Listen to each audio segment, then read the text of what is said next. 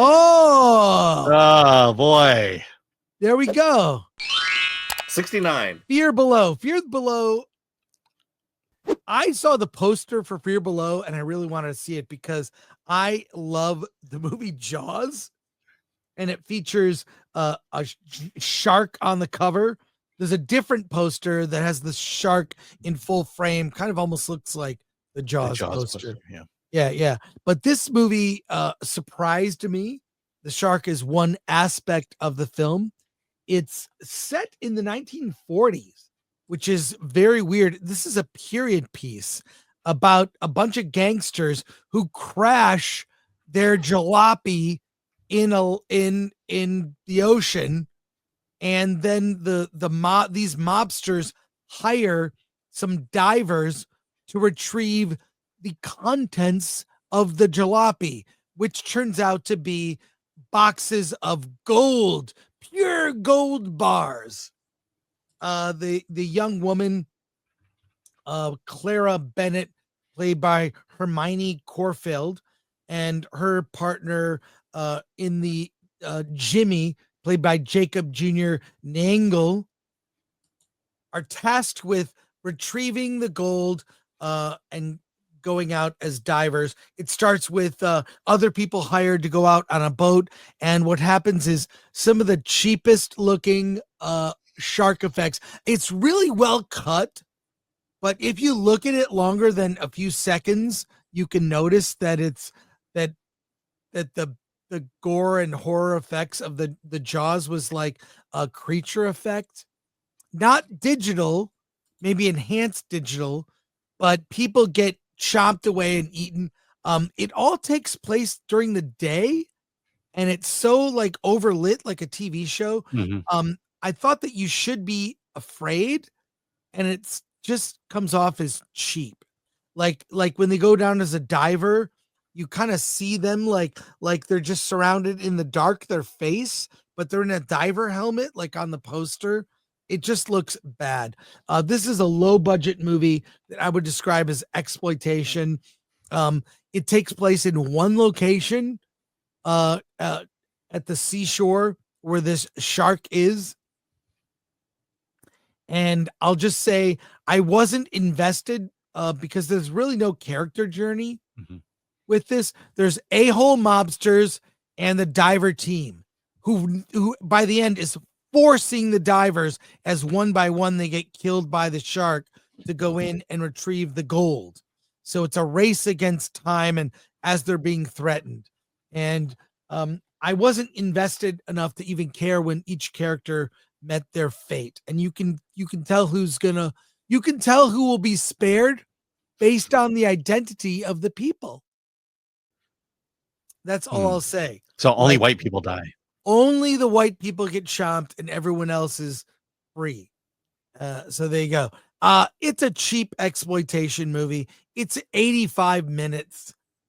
It's bigger budget than I would have expected because you've got the element of it's a period film with the like shark effects where they use shark footage, and then also it had to be some kind of it's like they had Bruce the Shark. Here's what it is. Jaws had Bruce the Shark, a shark effect that never worked, which forced them to work around it, imply the shark was there. They had a shark prop that worked and they used it all the time to the point where it's not scary. So Spielberg really won when his shark effect didn't work. They had a shark that worked, a kind of rubber shark and shark there with the fin. It worked, and they use it so much, you're like, well, this isn't scary. And it all takes place during the daylight. So I cannot recommend the movie. If you're desperate for Jaws light, I think we're going to see 10 more shark movies this year. There's so the many. 50th anniversary of Jaws, of course. If you look up like shark films, you've got so many, and I mean, and they're really terrible ones. There's Shark Exorcist is a real movie. There's Ouija Shark, that's a real movie. This doesn't go full exploitation in terms of dumb. The movie takes the events seriously.